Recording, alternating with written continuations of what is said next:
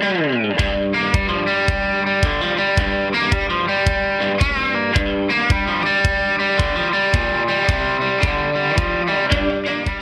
to the Goal Podcast, news and commentary from Gun Owners Action League, your leading voice for the Massachusetts gun owner.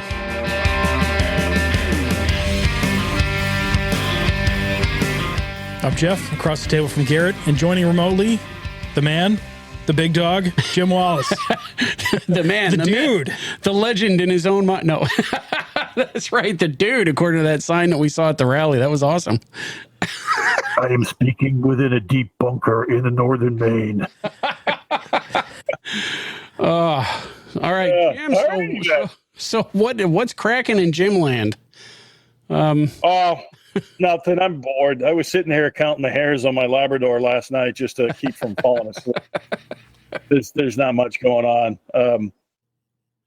Realistically, though, we are in just full speed at the office. The staff is going crazy, but they're getting it done. The big thing now is that we have litigation that has already been filed. There's more to come. We got the first case filed, a couple days, a week after, but that's only one piece of it. And as we have explained for well over a year, this was not going to be a single case. No court in the land, state or federal, maybe Soviet Union, but not here, is going to take up this whole law as a whole. They're just not going to. So we had, as we talked about before, been working behind the scenes for 6-8 months with some of the national groups to see if everybody would take a chunk rather than stepping on each other, because there literally are not enough resources nationally to take on this whole thing. So if people are just competing to be the first or something, they're going to waste resources and they're just going to have bad decisions and they're going to get adjoined anyway. So why do it? So we have been working on that. Now, if anybody's noticing, this is the first time we've seen anything like this nationally where groups were jumping in to be the first. Yeah. That hasn't happened. Yeah. So hopefully that was some of the work that we did. So we are in discussions with Second Amendment Foundation, supposedly, I know they are. The NRA together with FBC is working on their piece. I think they're just trying to find defendants. Yeah. Or plaintiffs rather. And then we have to do something with the retailers, and we are working on a strategy there, NSSF. We are going to try to, now the trouble there is that because of what goal is, we probably won't come at it from the commerce end.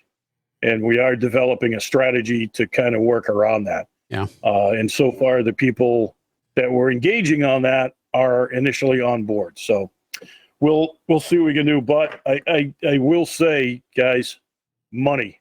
We need to raise about $1 million. So all these people that sat on the sidelines and complained, the keyboard commandos, stop all that nonsense at the State House, just file a lawsuit. Well, guess what? Your wish has come true. Now you need to start writing big checks. And I don't mean $20. Yeah. We need to raise $1 million to try to see this thing through, something we've never had to do before. So here's your chance to write your golf check and send it into goal. So, stand next to, was it Happy Gilmore with his golf check and be happy about it. Yeah, I'll take one of those big ones. It's fine. Yeah, I'll take one of them big ones. That's right. Yeah. The only problem is they're tough to put in the ATM. Can't squeak it in there. But that's our biggest thing right now is we need to raise a ton of money. I'll tell you, we just paid our first legal bill. And, that was almost $80,000. And that's just the first one. So. Yep. Well, there's lawyers ain't cheap. Filing legal strategy, all that stuff is not cheap. Everybody knew this going in. We all knew it was going to cost a pile of money. And, like you said, now's the time. People got to pony up. There's no other way to. Well, it's funny because when you try to explain this to people, how expensive it is to get a case to the Supreme Court, they have no understanding of how it works. Why would they? Nobody teaches civics anymore. Yeah. So, when you tell them, no, the Supreme Court literally has a registry of attorneys that can argue before the Supreme Court. And they're like, well, I got a cousin that'll do it for cheap. I said, okay, there's two things in life my dad used to tell me.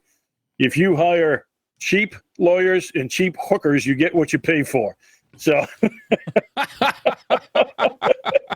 Sometimes, That's some sage fatherly advice right there. sometimes a little extra.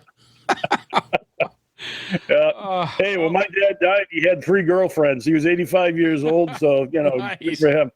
Right. But anyway, so that's the deal. We have to really start to raise some serious cash. Yeah. And I'm sure some groups will help us out, but remember those groups we're asking them to do their own piece too.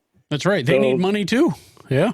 Right. They're not going to necessarily come to the rescue on what we're filing. So everybody needs to get going here and start joining and raising money, because I'm going to tell you firsthand, if you start complaining and you ain't a gold member, I have no time for you anymore. We're done. Well, yeah, there's no excuse anymore. There really is. Nope. It'll cost you one way or the other. It either costs people the time to lobby against the legislation before it happens, or it costs you financially in the back end to fight it. And exactly. For the people that didn't want to invest the time, now they need to invest the financial resources. Yeah. And the remaining people that like to sit back and say, well, once the fight is won, then I'll send a check. I'm like, no, you're doing that exactly backward. That's not how this works. So dig into your closet and find that fur coat you bought your wife 50 years ago that has moth holes in it, pawn it, and send us the money. It's like whatever you got to do. Let's rock and roll, because This is the one. We've said this from the beginning. Massachusetts was waiting, of all of what we call the Bruin states, California, New York, Maryland, New Jersey, and Illinois. Yep. They were waiting to be the last because they wanted to be the worst.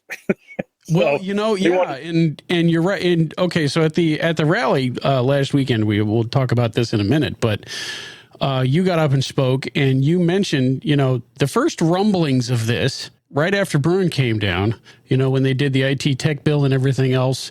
Anybody who was really paying attention knew that this was, or something like it was coming down. Yeah, it was pretty evident from the beginning that this was a tantrum, and I've always compared it to Governor Wallace of Alabama after Brown v. Board of Education. Same thing. It was just a tantrum. I mean, Virginia after Brown v. Board, I guess I didn't know this history. The state of Virginia shut their public school system down for 2 years. Yeah, I didn't know that until Cam mentioned it to us. Like, yeah, wow. Yeah, they just would not recognize. They were not going to be forced to recognize the Supreme Court decision, and that's what we're facing here. And I kind of laughed today, the decision that came down from the Massachusetts Supreme Judicial Court ruling that the ban on switchblades was unconstitutional. And that, Jeff said, we've learned our lesson, try to take on the Bruin Court and the Supreme Court. So it's almost like, hey, Chairman Day, are you paying attention? Because you may be just losing on a regular basis from now on, but it's going to take some time. It's really going to take some time. This doesn't happen.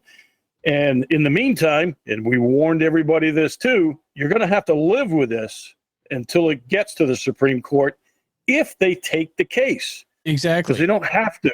No, they take 1% of the cases that are given to them every year, and they don't have to take it. And even if they do, they can rule narrowly, or they can rule against you, or they can there's so many variables. And I tell people that the best way to prevent a crap law from being a crap law is to prevent it from becoming a law in the first place. If you're reacting, then it's a problem. But even right. In the scope of a good decision, let's say you get the decision you want. Exactly. Then chances are they're going to reverse the previous court's ruling. Then you got to go back to that Supreme Judicial Court. And we've seen courts across the country then sit on those cases for a year, 18 months. Mm-hmm. And then once they rule on that, then the state's going to respond with something. So this is a long battle. It's a constant tug of war. Well, that's a great example, Jeff, because I'm willing to be wrong on this, but as I understand it, Bruin was remanded, and all of the cases regarding assault weapons that the Bruin court then remanded back. Yep, GVR. Yep. None of them have moved. I just heard the Maryland case. They just submitted a cert to the United States Supreme Court, so maybe that'll move. In kind of a defensive move, New Jersey, in their case, ruled that, okay, but only ARs are a common gun in common gun in use. not anything else, just the AR. Yikes. And I think the reason they did that was because in the Rahimi, I think it was the Rahimi decision, maybe, that the dissenters in the Supreme Court actually said that the AR is in common use. And I'm sure they regret that statement now. Yeah. So, Was it Sotomayor said that? And in her dissent, yeah. Yeah. So I'm sure they're regretting that statement now. Well, I hope so. But yeah. So in New Jersey, I guess the AR is legal, which is going to be interesting because, you know, most of our retailers maybe will start selling their inventory to New Jersey retailers. Oh, Jesus. Yeah. Right. It's like the Berlin airlift, right? Here you go, guys. And what does that say about us as a state if our in-state FFLs have to offload their inventory by sending them to freaking New Jersey, of all places? You know? My God.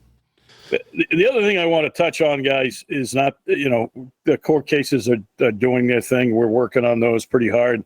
One of the things I've had discussions with about some colleagues nationwide, something the 2A community has never done, and that is to learn how to make a sustained protest action. You know, and I use the Rainbow community as an example. You know, they were fighting for their rights ever since the 70s. What was his name? Milk? You know, back Harvey Milk in San Francisco. Yep. You know, in the final run, it was 10 years of sustained protest, sustained action, go, get in their face. And unfortunately, our community, they won't really understand this statement, but they've been spoiled.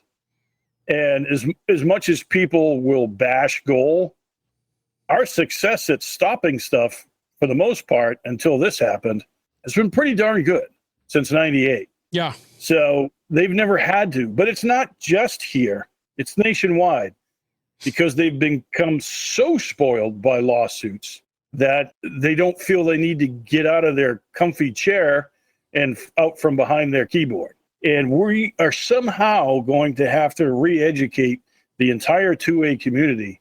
You can't win this one sitting at home. No. And then you get to like Saturday. Well, I went to a rally once and it didn't change anything. Do you think the people on the left said that? We did a rally in the 70s. It didn't work. No. So we never did it again. Right. No.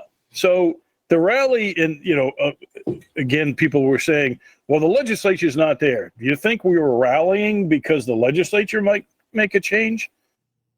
We're rallying, number one, to show everybody that there's other people like you, that we're in the fight with you, that we have the support of the people.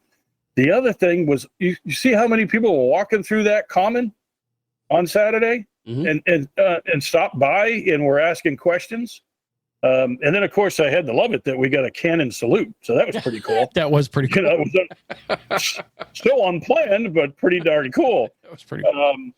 But I, you know, if I was able to run, though, I really wanted to run over and say, hey, guys, you got a license for that black powder in that cannon right now? You can't do that anymore. It's illegal. This legislature just made it illegal. Yeah. That's right. So, you know, here you are celebrating the 200th anniversary. Somebody told me it was the 200th anniversary of Lafayette returning. It was something like that. Yeah, and it was some anniversary of the group. I was when I first started coming down the Ave there, I was like afraid it was a funeral or something. But no, it was a parade, and they had the reenactors and everything. It was actually really cool. Next spring is 250 years for Lexington and Concord if my dates are correct. What I thought was hilarious was when the parade came by the State House, they fired their muskets, and I'm like, wow, you can do that to the State House? You can shoot at the State House? I want to do that. Let's go get a permit for a parade just for that. That's right. All right. I bet you I can hit the dome, you know? Might throw some rocks down that barrel too. Yeah, all right, accidentally. So the rally, we did have, we didn't. So a gentleman by the name of Derek Hubble put on the 2A rally that took place at Boston Common. As we record this last Saturday, August 24th, I was there. Jim, you were there. A bunch of Bill Delpy was there. A bunch of us were there. And you know, but I got lied to. I was just supposed to be a Bubba in the crowd. And then they ended up asking me to speak, and I was like, "Are you kidding me? Come on!" Oh yeah, you know, somebody dangled a microphone in front of you, and you went, "Oh." Yeah. And my wife sitting next to me going, don't give him a microphone. Come on. Yeah, But- but so you did speak, even though you weren't on the official list of speakers. They had plenty of speakers. I think Derek did a pretty good job pulling it together. Turnout was, you always want more turnout, but it was full of people who believed. So that's a good thing. Well, again, at this point, if you aren't mad now, if you are not incentivized to take action now, then just give it up. Right. Walk away. What if not now? What is it going to take? As far as I'm concerned, and I said this once or twice on social media, whatever you think about the efficacy of holding a rally after the legislature's closed, the bottom line is that more people know about the situation now than they did before. So that's a win. I mean, so the rally was there. You folks at the office are burning the midnight oil, doing great work as far as I'm concerned, but keeping all the plates in the air as far as the legal stuff is concerned, and not only for this piece of trash law, but in other stuff as well, such as the amicus brief supporting the Donnell case. Apparently, there's like 17 amicus briefs supporting the defendant, including from the state of New Hampshire, by the way. Yeah, which is interesting. So we'll have to see how that goes. Who knows? Maybe the SJC will rue the fact that they pulled that up directly from district court and bypassed appellate. But we'll see. Yeah, that should be coming up soon. There's also let me say something too, because believe it or not, we've gotten bashed for spending money supporting the Donnell case. And everybody's like, well, it's a non-resident case. Why are you bothering that? There's so much else going on here. Listen, anything related to mass gun law, we're going to go after. And also, in the roundabout way, that's a suitability case. So it's, imperative that we jump in wherever we can to support any decision. Because if we don't, and you end up with a bad decision, that's just more of a wall we have to get through. There are also a couple of cases, and you can read more. You just go to gold.org/legal, and you'll see the list of things that we're involved in already. There are some suitability cases, one out of Belchertown, I think. Where's the other one? Holyoke. Yeah. And I think called the Westford case. And the chiefs, some of these chiefs, are still using suitability. And the local district court judges are just like, did you read Bruin? Yeah, I know Massachusetts pulled a fast one and tried to codify suitability after the Bruin decision ruled it unconstitutional. Doesn't matter what they did. It's unconstitutional. Yeah. And Belchertown, you wouldn't think of Belchertown like this, but they lost in district court, and then they hired a Boston law firm to appeal it. In an interesting move, they didn't actually appeal it to the appellate court. They asked the judge to hold an evidentiary hearing, and the attorney for the defendant is like, so you've already got the decision, but you want to hold an evidentiary hearing? What do you think you're going to accomplish with that? You're going to change the judge's mind? But the interesting thing there, and this is legal beagle stuff, but there's a time limit on how far out you can appeal to the appellate court, and they're burning that time. So there's already a bunch we're getting involved in, and we are again working with national groups. So we're setting some other stuff up. It's going to be interesting to see how the Massachusetts Supreme Judicial Court handles the Donnell case, especially after what we just saw with the Switchblade case. Yeah, well, let's talk about that Switchblade case, because there was some very interesting language that came out of the Supreme Judicial Court. Yeah, just today, as a matter of fact, as we record this, the news about the Switchblade case dropped in a 5-0 decision. Yeah. On one of the most liberal anti-2A courts in the country, thanks to Mr. Charlie Baker. Yeah. But I thought it's interesting that you don't even have to read between the lines. It was just the fact that it was a 2A case reliant on Bruin and Catano. And the court was like, no, get it away. Get it away from us. The interesting thing is that they did not rule. So that the law is Chapter 269, Section 10, paragraph B. That's where you have the nunchucks, the double-edged blade. Stars and all the rest of that stuff, yeah. For all those drive-by nunchuckings. That's right. Yeah, right. They were very specific to say that it did not take out all of that paragraph B. Yeah. With all those other things, it was very specific to the switchblade or Folding, an auto open blade or whatever you want to call it. So, right. But they did say in what's called the dicta, which is the discussion of how they got to where this conclusion was, that the state had not provided any text, history, and tradition to back up that subparagraph or that paragraph B. That's right. So anybody coming behind them, whether it's a nunchuck or a double-bladed knife, is going to go, "Excuse me, Your Honor, Exhibit A." Yeah. So, how many different items are in there? So it might take 20 different court cases to completely unravel that thing. So yeah, the cynic in me wonders if this was like a dog whistle to the people who like you said are coming behind, who are gonna, this is how we want you to actually argue this case so that we can find in your favor. But so but again, it's just like Chicago and Illinois. Yeah. Because people point to, look at all the cases they won. Yeah, okay, show me the changes that have been made. Yeah, right. Because they will change their laws just enough to adapt to the language of the court, but not in the spirit of the decision. Right, exactly. And that's what this is. It's like, okay, we'll make this not illegal anymore, but everything else is still illegal. Yeah. So, it's like, who was it? Gaddafi back in the old days. You cross this line, you die. You cross this line, you die. Yeah, right. Just keep drawing lines. 1 inch further. The fact that it came down as a 5-0 decision, that was good. And one of the justices referenced the Catano case by saying, basically we learned the hard way about how the Supreme Court can issue a slapdown for, unconstitutional issues like this. And that's exactly what it was. So, you're on the right path when Ginsburg writes the decision. Yeah, right.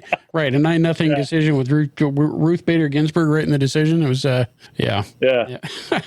All right. The other big news the other big topic with regard to Chapter 135 is the referendum effort. We haven't really spoken about the referendum effort since it came down, not in any detail anyway. So give us, if you don't mind, the basic rundown. I was one of the original signers, so was Mike, so was much of the staff, but this is not really a goal thing. Right, you too. So give us the party line on the referendum effort from Goal's perspective. So here's what happened. Mike Harris, our public policy guy, wrote the petition. Yeah. So you have to follow things to the letter of the law.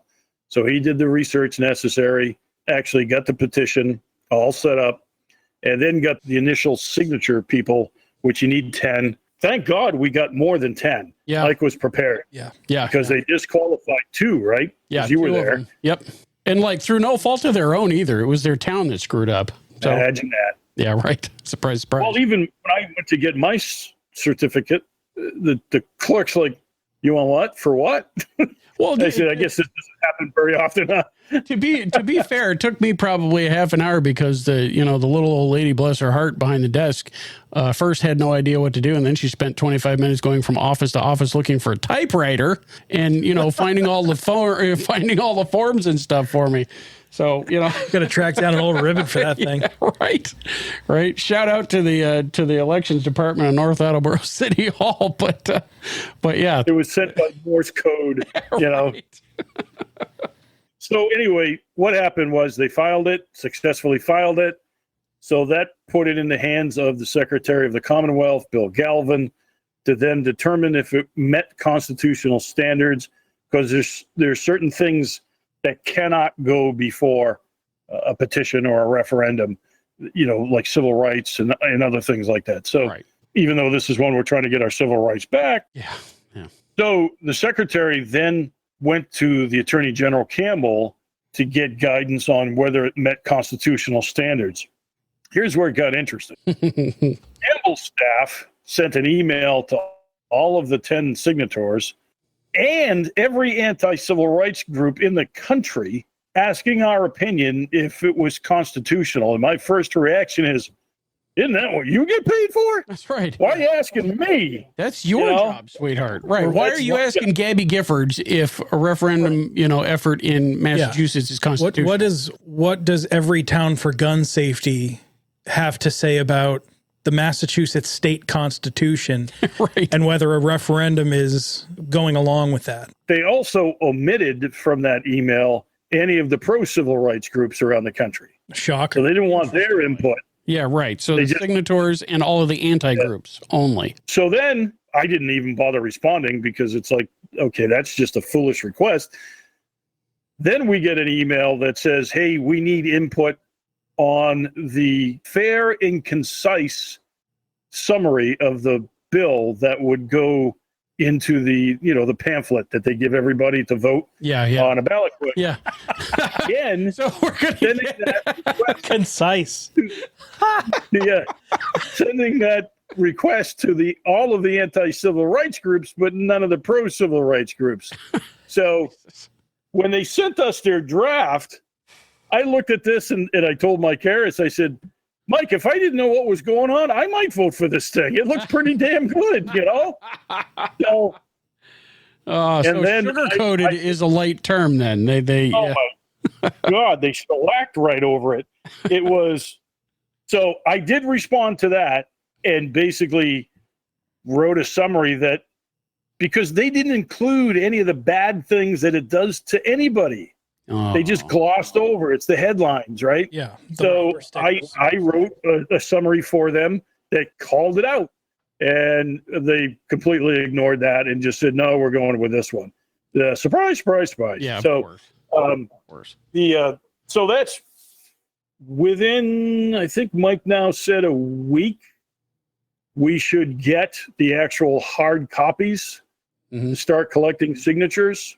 The other thing is you should probably have Toby on at some time because Goal cannot lead this petition process. Yeah. They have to establish almost like a political action committee. Toby is setting up his committee, has set up the treasury, and will be actually leading the charge. We will certainly, facilitate any help organization that we can. Yep. While we're also trying to get the court cases going on. And this is part of what I talked about, not only at the rally, but just earlier with you folks. This is a multi-prong assault. You cannot just hold one rally. Oh, it didn't work. I'm going home. You filed one lawsuit. Oh, it didn't work. I'm going home. We have to re-educate the Second Amendment community. You must attack this thing from every angle possible and get out into the public, because the news media has already softened the whole thing to the general public. Oh, absolutely. But this is, read every single piece from the Globe and from all the local papers. It's all, it's just ghost guns and live fire training. It's about keeping our kids safe, and they completely ignore all of the really bad stuff that's in there. Well, the only ghost in there is the Second Amendment. Yeah, right. Right. It doesn't exist in that law.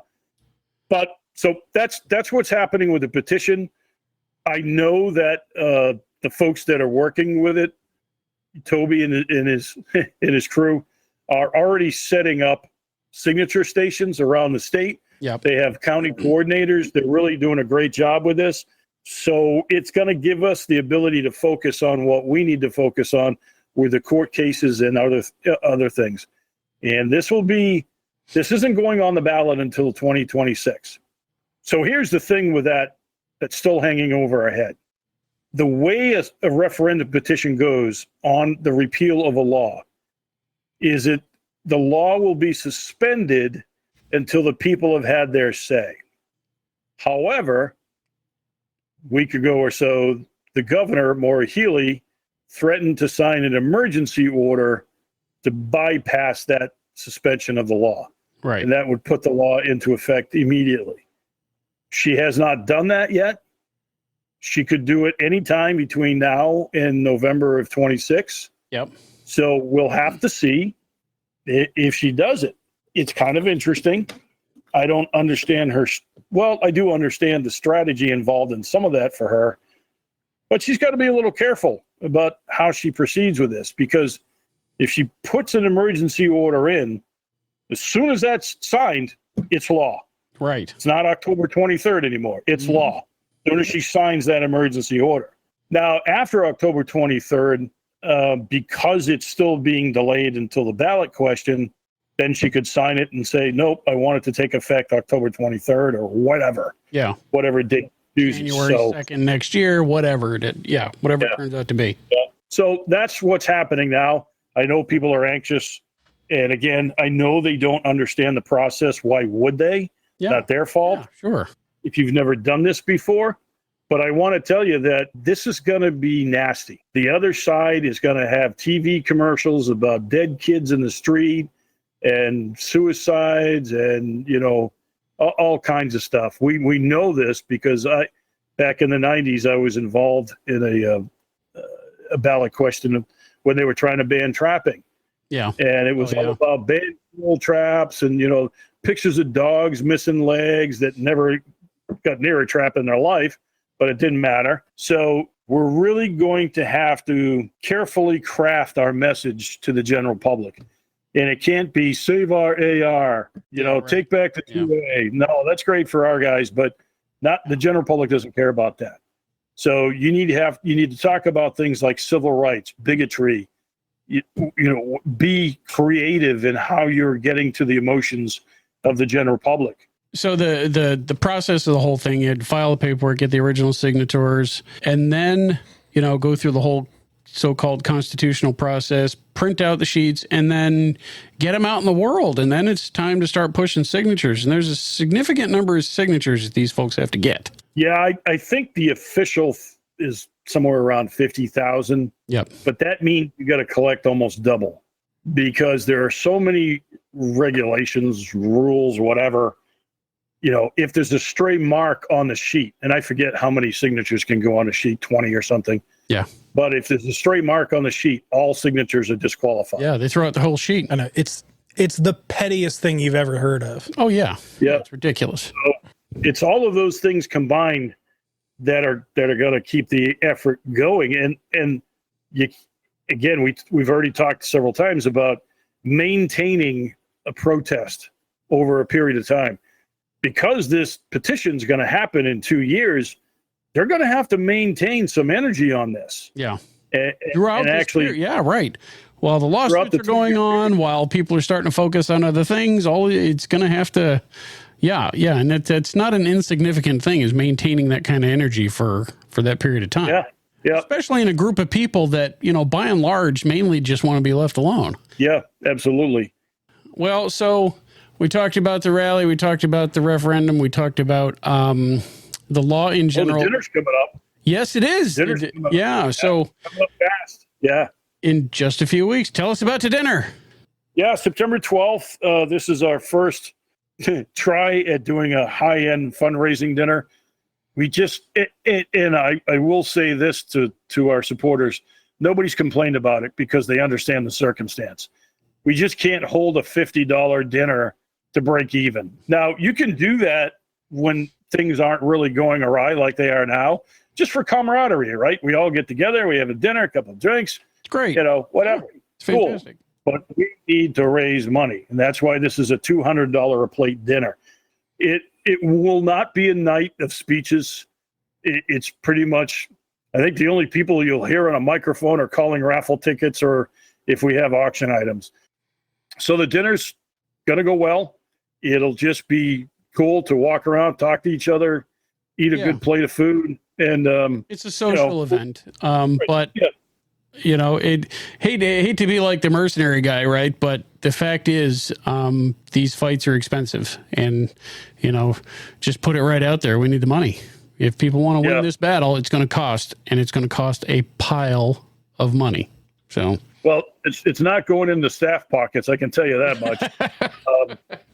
As far as the law goes in its implementation, we are trying our best to try to decipher this thing. But it's a constantly moving sand dune. Yeah.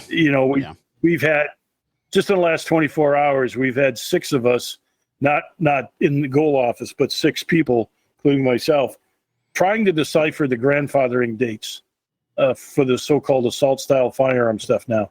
And every one of us disagrees with the other. Yeah. So it's going to be interesting because, folks, I'm here to tell you, it's not going to happen tomorrow. But the next shoe to drop is regulations.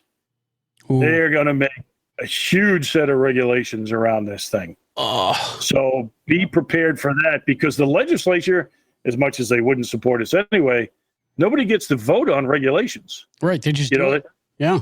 they just do it. Now, technically, by law, they're supposed to have a hearing on the proposed regs. But I'm going to tell you, I remember going to a hearing once, and there was a tape recorder on the table that said, press record and say what you want to say. Wow. So that's how much they take that seriously. Well, there's supposed to be a version of hearings on this bill that we're talking about now. It's a So great dog and pony show. So when the state's asking for your opinion, what they're saying is we just need to check the box that says we asked. Right. They're not really looking for input. Right. No, it's kind of like the ATF, but Chevron deference is taking a little bit of a chunk out of that. Well, so as far as Chapter 135 or H 4885 goes, what I've been telling, people are always asking about, what's the deal with training? What's the deal with pre-Healy assault weapons? What's the deal with live fire requirements and so on and so forth? All that I'm really able to tell people is to go to goal.org/gun ban and keep going back and keep changes. Exactly. Keep going back. It's like, this thing is so horrible, right? They have done such a horrendous job of writing this thing that it's like every time somebody looks at the damned thing, something else bad drops out of it. And we go, oh, well, nobody thought of that now. And so now we have to figure out the implications of this. The bottom line is, if we sat here tonight and said something, we might discover tomorrow that it's incorrect. Yes. Everybody who hears about this has their own pet issue, right? Like, this guy's interested in SBRs. This guy wants to know about hunting rifles. This guy wants to know about, AR-15s or unserialized pistol frames or whatever. There's nothing about gun ownership here that doesn't get screwed over by this mess. Right. Yeah. And I said at the rally, Chairman Day has probably done something we have not been able to do in 50 years, and that's unite the entire Second Amendment community, because he went after everybody. Not just, we're going to go after this group or that group and try to separate and divide us. He just went after everybody. There's nobody in the 2A community that's not affected by this bill. I don't care who you are. Well, anyway, we are so bored at the goal office. I just can't tell you how we. Yeah. So other than that, not much going on, really. No. And we have our new data and web system. We're still trying to fix a few things, but we fixed the bigger problems. Not even sure how it happened, but people were trying to log into certain pages and couldn't get there. Somehow the links were changed internally, and I'm the one who does the website, so I wouldn't have done that. Yeah. I think it was just when we transitioned from a draft website to launching it, that not all the pages, their extensions actually made it through that process somehow. Yeah. But we got it fixed. So we're working on that. And the fact that our online registrations for memberships up and running properly again? Oh, yeah. Yeah. Yep. Great. Yep. Great. We're still working on a few things like members being able to print out their own cards and stuff like that. So we're still working through some of that.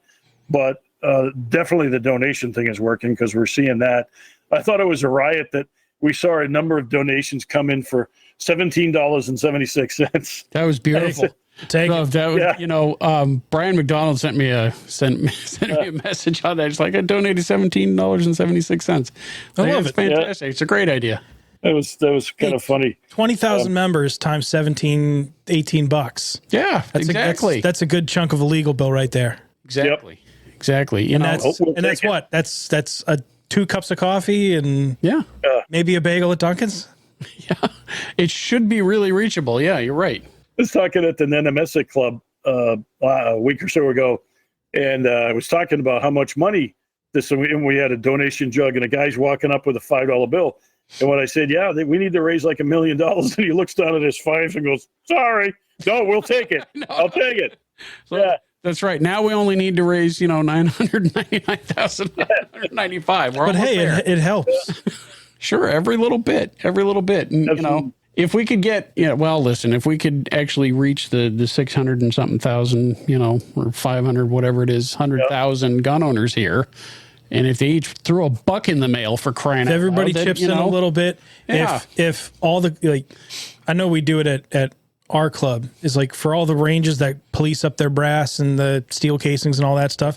If you turn that in for scrap, Yeah. that's a couple money. of bucks that can be donated to the cause. That's real money. Yep. And that's, that's recycling. Hey, you're being, It's green. it's Maybe we get that's kind of green with a kind of donation liberal. bucket. That's right. So Yep, yeah, it police up all certainly the is. brass at your range and turn it in for scrap, and that can be a great donation. Yeah. And all it costs you is a good time. Go out and shoot, right? Yeah, you can go out shooting anyway, while you still can. Right. All right, And- James. We'll see what happens. Jim, thank you for coming on. Appreciate your time as always. You guys at the office burning it up, doing yeoman's work, as Jeff likes to say. We really Well, he's a appreciate it. non-resident. Who the hell cares what Jeff has to say, right? Oh, man. Jeff's going to have to move back to the Commonwealth just so he can, No, Jeff, go one more state further north. Oh yeah, if I go back north, it's gonna be hop significantly over. north. hop over this mess. Jackman, Maine's going to have a gold compound. Oh, God, I can't wait. I Hey, can't part wait. of the whole thing is keeping an eye on what's happening with the state from the non-resident perspective. Well, yeah. Because a lot of the things that the residents have relied on do not apply to out-of-state residents, and you have you start having to play all sorts of different funny games. So Yep. Yeah. Absolutely. Yeah. And that's like a whole nother set of conversations there. All right, James, thank you for joining. Jim Wallace, Executive Director, Gun Owners Action League. As always, appreciate your time, brother. Checks. What was that? Write those checks. Yeah, that's right. That's right. We need everybody to step up. So, all right, boss, thanks a lot. Sounds good. See ya. Jim. See ya.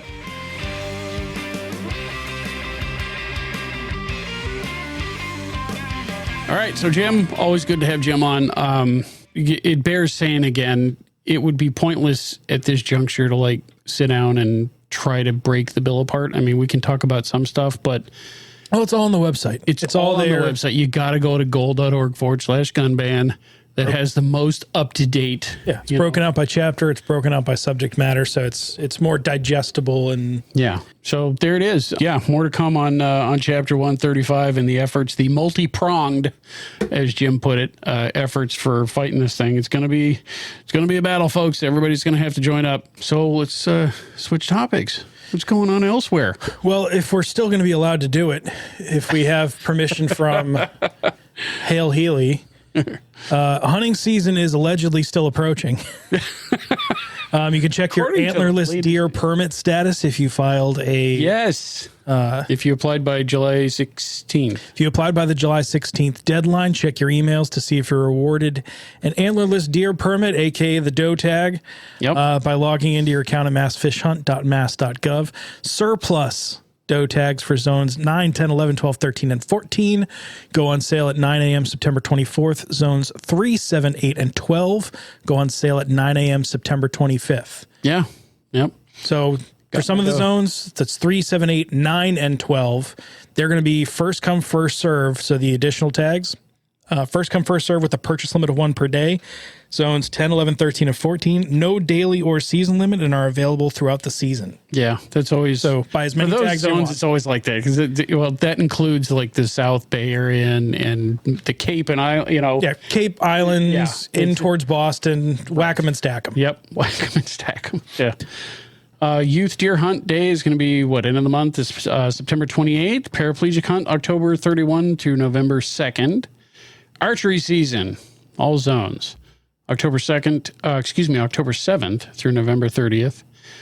Shotgun season December 2 to 14, and of course primitive season from December 16th through the end of the year. Is it just me or does it feel like they just make archery season longer and longer and longer? I'm okay with that. I like a muzzle. It's going to start in June.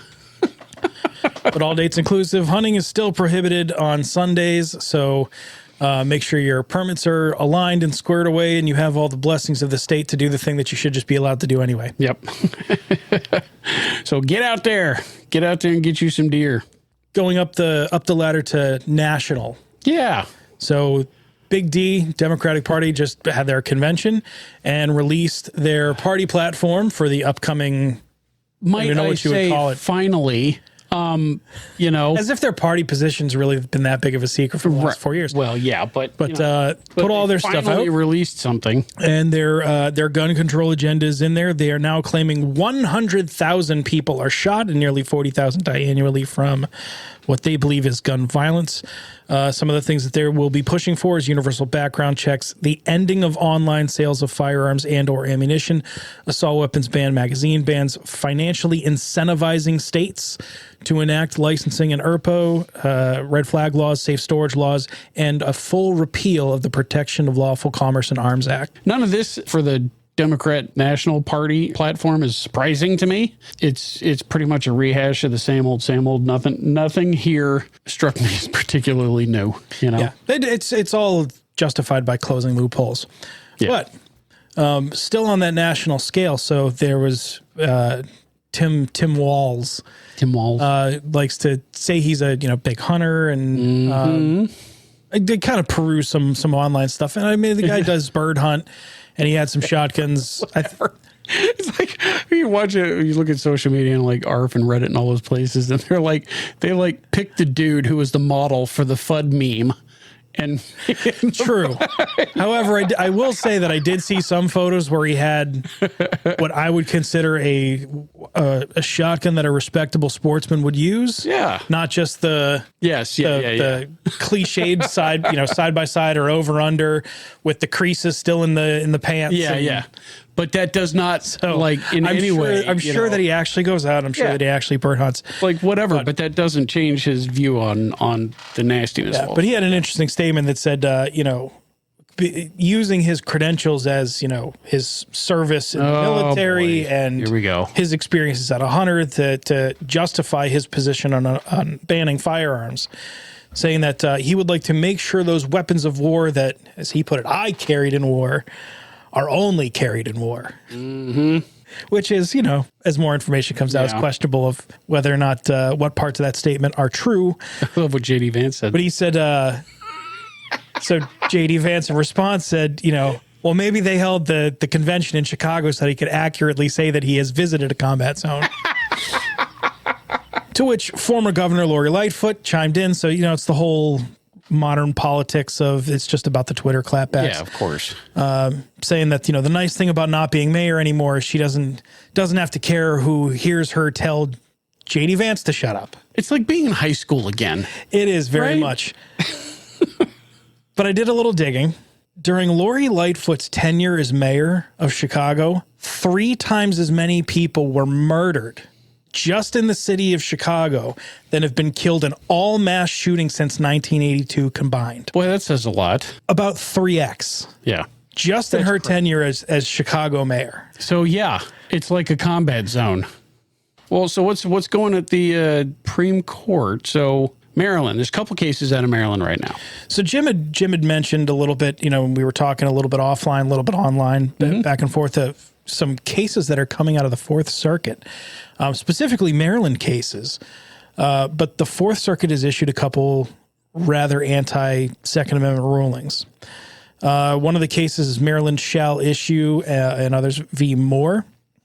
And this is a facial challenge on the constitutionality of Maryland's requirement for a handgun qualification license. Mm-hmm. So very similar to our LTC. If you want to own a handgun, you have to get a special permit and you got to get a permission slip. Go through whole to-do. Yeah. Now, what's interesting is back in 2023, a 3-judge panel ruled, hey, this is unconstitutional. Yeah, because Bruin. Because, we have new guidance, and Bruin says this is not a good thing. Well, obviously, no constitutional deed goes unpunished. So that was appealed to an en banc hearing, which was, of course, reversed on a 14-2 ruling. Youch. So this case has been bounced back and forth a bunch of times. But what really was interesting was the dissenting opinion. Yeah. The dissenting opinion was a pretty hard smackdown of the majority decision, saying that, a person cannot keep and bear arms if they can't acquire it, which you need this license to do. And the Maryland law completely cuts that off unless an individual complies with their terms. And because of the way they have it structured, you are by default denied that right until you prove to the state, to its satisfaction, that you should be able to access your right, which the dissent argues is what Bruen was all about. Yeah, it's a how do you put it? It's a default negative, right? Until Right, you can, you're guilty until proven innocent, only for this particular thing. So, Maryland shall issue, and the other people that are involved in that case are pushing this. Their response was that the majority opinion is, in the words of the dissent, baseless. The petition for certiorari to the Supreme Court practically writes itself. So that one has been submitted to the Supreme Court for.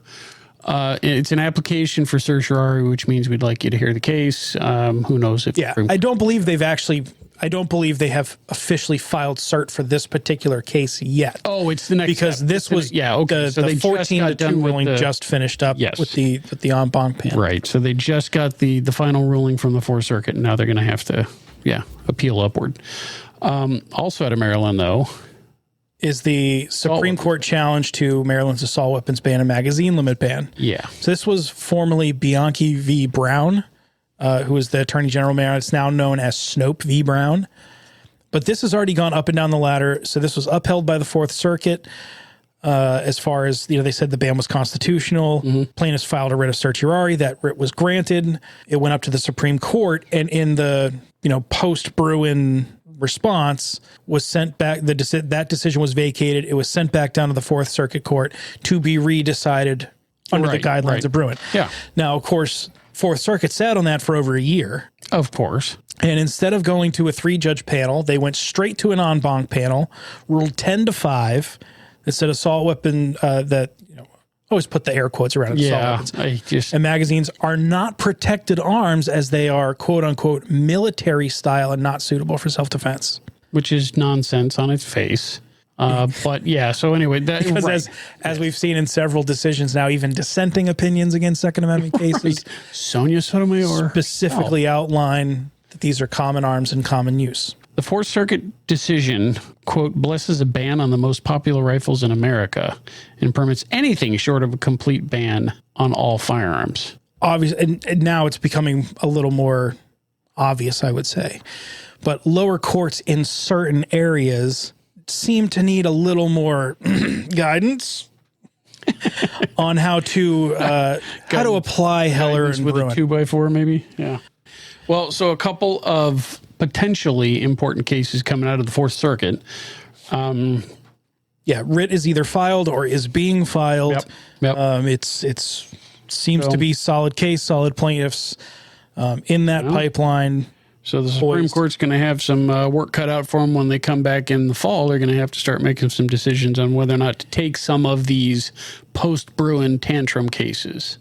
Yes. Now the licensing thing has been presented more as a facial challenge. Yeah. Which is going to be that could a be hill big to overcome. Yep. But again, they're leaning on, you're saying by default someone is not permitted to access their rights until they've gone through such a process. So there's a lot going on. It's certainly going to have an impact in Massachusetts if the Supreme Court takes up any of these cases or if they don't take up any of these cases. So once this writ's filed, how the Supreme Court handles this could be telling for Massachusetts' future. They'll either leave precedent in place or they'll take it up and deal with it or, everybody's going to be watching.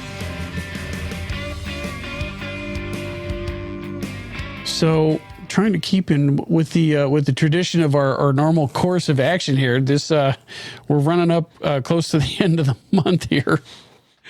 So this one, this episode is going to release on August 30th.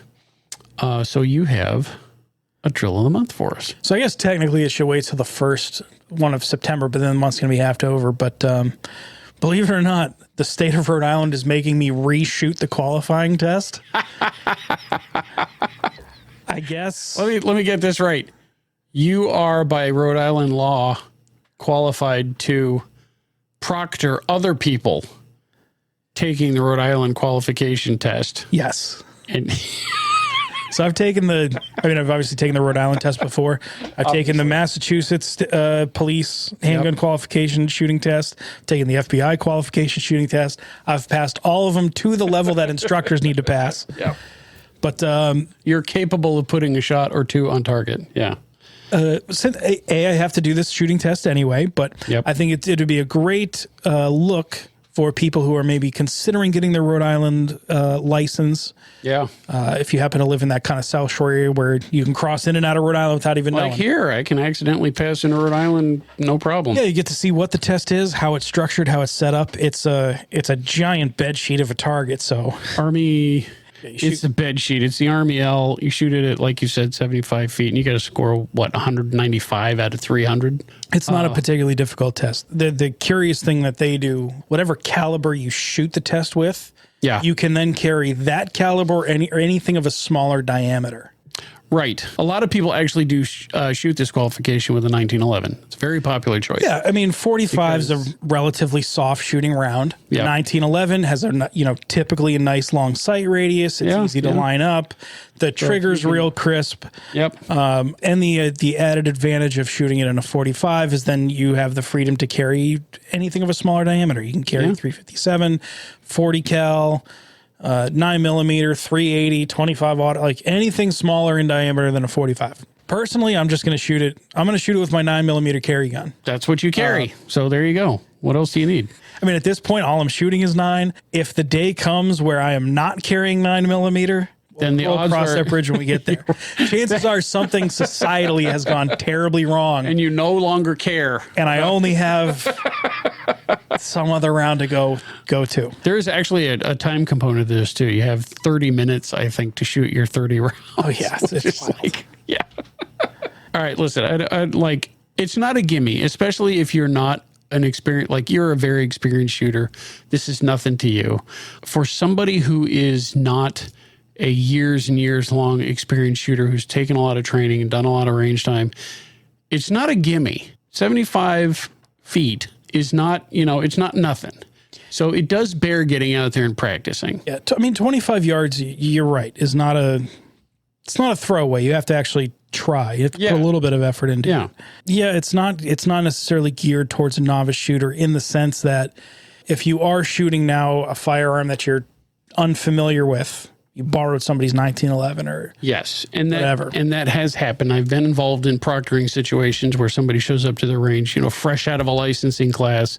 Here I got this brand new gun that still has the corrosion paper wrapped around it. And, here I'm going to qualify for, that's probably not going to happen. So and they only brought enough rounds to shoot the test. Yeah, right. I brought 30 rounds. Yeah. It's like if you develop a flinch, then you're in trouble. You're going to be in trouble. Yeah, for whatever reason, I've had a permit with the same police department for the better part of a decade, and they said... So this is a grudge match for you. That's what... I know. Dude, I feel for what you're going through.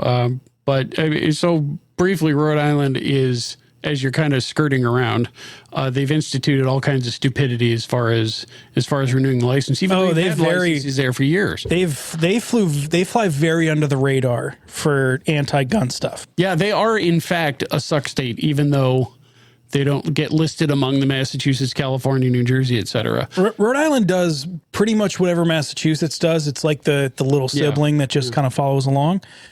There are some things that Rhode Island has not done yet. But one of the things that Rhode Island does is they change the law and there's no grandfathering period. Yeah, that magazine, at all. The large capacity magazine ban from like 2 years ago, that was ridiculous. Yeah, that just went into effect and at whatever, it's like at midnight on this date and this time, you are all, felony possession of all this crazy nonsense if you happen to possess any of these magazines. Yeah. What do you say? Violates the takings clause. You can't just have someone throw their lawful property away. Yeah, right. Yeah, they changed some laws in the last few years that now all sorts of requirements, letters of recommendation, letters of reference, everything has to be notarized. I was talking to one police department. They have to send you the application. You have to fill it out, and then you have to get the application notarized to hand it back into the police department. That's instead of you signing it in front of them and them looking at your ID and going, yeah, it's you. That's you. You have to go to a notary. The own cops in that department are not trustworthy to say that you are who you say you are. You have to bring them your fingerprints. You bring them the fingerprints. They don't even take your You have to take your own photos and bring them the photos, like front and side profiles, and it's got to be X amount of inches. You got to write all this information on the back. It's obviously wild. This is purely set up to make the process difficult and hopefully chill people out of it. Yeah, it's 100% designed for people to go, this is not worth my time and effort. Yeah. Anyway, so this is drill of the month. Go get you some Army L or B-22 targets from Amazon. You can get a package of them for $40, and you'll get like 50 targets, or you can get them single also, or you can go out there and get I think it's a 27-inch diameter circle, write it on a piece of paper and shoot out the middle of it. Your score is 195 out of 300, which is not terribly difficult to get. It's not a gimme, but it's also not terribly difficult. But get out there and practice it, because if you're not a practiced shooter, 75 feet can have a psychological impact as well. True. Maybe we should bring an extra copy of that target since you said to shoot at 75 yards just to see what happens. I want to see you shoot at 75 yards. If I pass it at 75 yards, I'm going to have to walk in and go, hey, listen, Rhode Island, I want double the length of my permit now. Yeah. So get out there and practice. And if you're in Massachusetts, go get your Rhode Island qualification. That's it for today. Thanks for listening in. Be sure to subscribe to the Goal Podcast and check us out on Facebook at facebook.com/Goal Podcast MA, on YouTube at The Goal Podcast, or on Twitter at Goal Update. To join Goal, visit goal.org. Click the Join Renew button at the top of the homepage. If you have a topic you think we should cover, if there's something going on in your club or town, or if you have a question for the mailbag, shoot us an email, goalpodcast@goal.org. The Goal Podcast is a production of Gun Owners Action League of Massachusetts. The views and opinions expressed are those of the hosts and guests and do not necessarily reflect those of Goal, its staff, or affiliates.